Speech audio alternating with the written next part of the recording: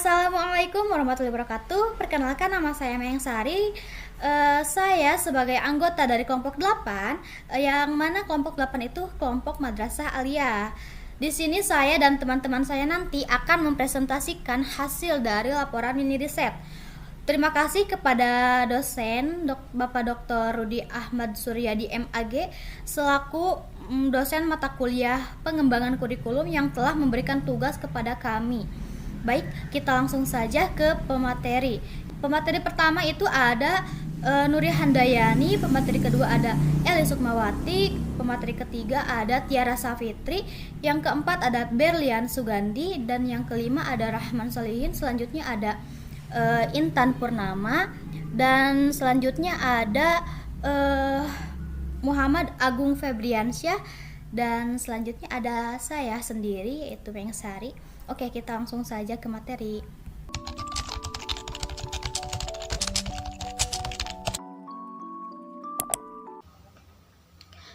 Di sini saya akan menjelaskan mengenai kebijakan kurikulum di Indonesia. Secara sederhana dapat dipetakan menjadi 3 bagian. Menurut Nasution, kebijakan itu adalah masa prakemerdekaan, kemerdekaan, dan reformasi. Yang pertama, kebijakan kurikulum pendidikan masa prakemerdekaan.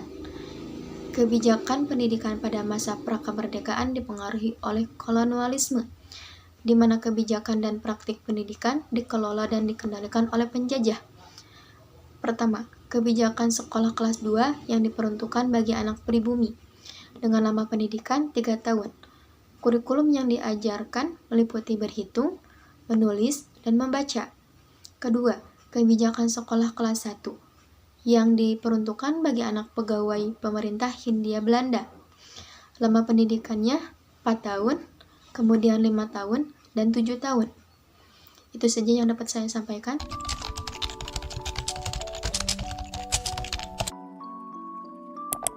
Bismillahirrahmanirrahim. Assalamualaikum warahmatullahi wabarakatuh. Saya Eli Sukmawati. Di sini saya akan memaparkan sedikit materi mengenai kebijakan kurikulum pendidikan pasca kemerdekaan.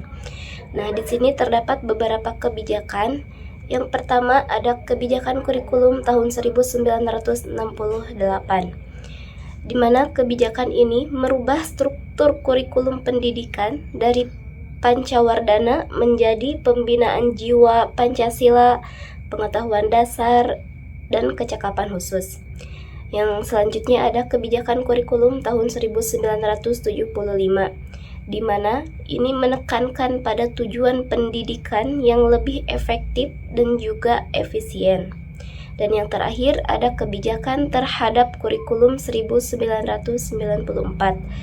Kurikulum ini menekankan pada prinsip link and match pada sekolah kejuruan, khususnya pada sekolah kejuruan seperti STM. Mungkin sekian dari saya, kurang lebihnya mohon dimaafkan. Assalamualaikum warahmatullahi wabarakatuh.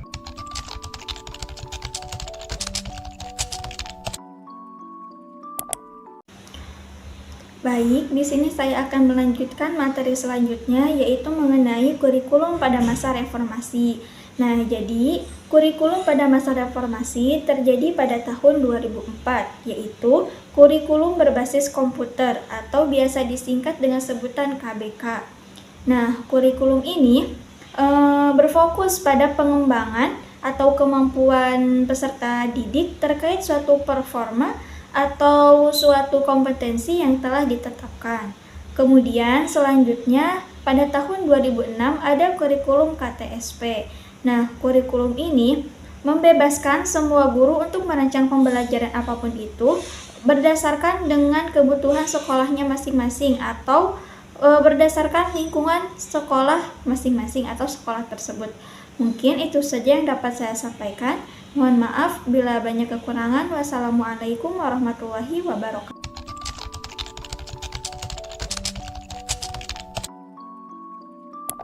Assalamualaikum warahmatullahi wabarakatuh. Perkenalkan, nama saya Berlian Sugandi Putra. Saya berasal dari STAI Al-Azhari dengan prodi Pendidikan Agama Islam dari semester 3C. Nah, adanya saya di sini, saya akan sedikit mengulas tentang apa sih itu kurikulum 2013 atau yang biasa kita sebut dengan Kurtilas. Nah, jadi pada tahun ataupun ajaran baru 2013-2014, pemerintah menetapkan diberlakukannya kurikulum baru, yaitu kurikulum 2013, sebagai pengganti KTSP ataupun kurikulum tingkat satuan pendidikan. Dan untuk melanjutkan pengembangan KBK ataupun kurikulum berbasis kompetensi yang telah dirintis pada tahun 2004 dengan mencakup kompetensi sikap, pengetahuan, dan keterampilan secara terpadu sesuai amanat Undang-Undang Nomor 20 Tahun 2003 tentang Sistem Pendidikan Nasional, Pasal 35, dan Peraturan Presiden Nomor 5 Tahun 2010 tentang Rencana Pembangunan Jangka Menengah Nasional. Nah, adapun tujuan dari Kurtilas ini yaitu untuk mendorong siswa-siswi ataupun peserta didik untuk mampu lebih baik observasi, bertanya ataupun menjawab, bernalar, dan mempresentasikan apa yang diperoleh setelah menerima materi pelajaran dari guru ataupun dari buku yang telah dia pahami. Nah, mungkin sekian dari saya untuk Kurtilas ini. Saya kembalikan lagi kepada moderator. Wassalamualaikum warahmatullahi wabarakatuh.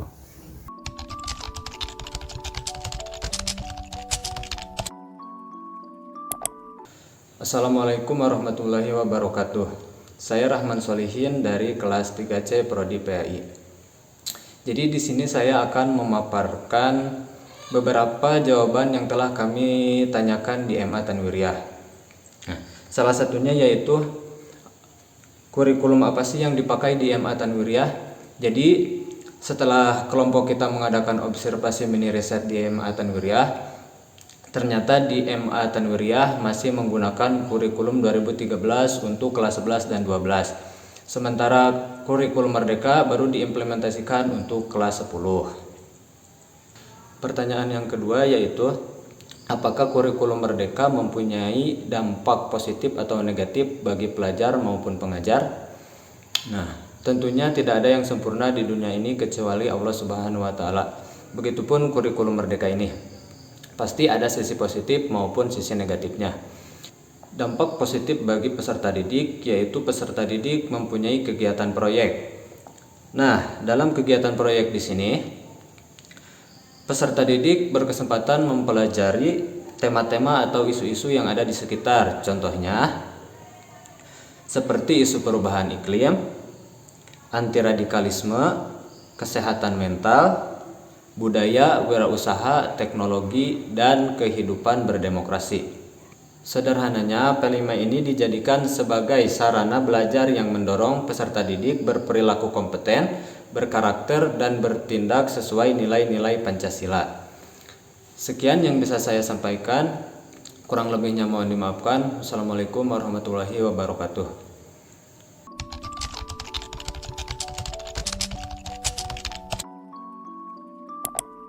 Assalamualaikum warahmatullahi wabarakatuh. Perkenalkan, nama saya Intan Purnama dari kelas 3C. Di sini saya akan memaparkan beberapa pertanyaan yang kemarin PPL di MA Tanwiriyah. Salah satunya yaitu, apakah ada keluhan dari peserta didik di sekolah di MA Tanwiriyah, terutama kelas 10 yang sudah menerapi kurikulum Merdeka? Di sana tidak ada keluhan, tetapi siswa-siswi justru sangat begitu antusias, terutama dalam mengerjakan sebuah proyek. Karena siswa-siswi sering menggunakan waktunya di luar ruangan dibandingkan diam duduk di kelas mendengarkan materi. Untuk pertanyaan selanjutnya, bagaimana dengan jurusan akademik yang dulunya ada jurusan IPA IPS, apakah sekarang masih diterapkan di dalam kurikulum? Untuk jurusan akademik, dikarenakan kurikulum Merdeka dipakai di kelas 10, maka otomatis belum ada penjurusan, karena penjurusan itu dimulai dari kelas 11 dan nantinya akan didapatkan di kelas minat.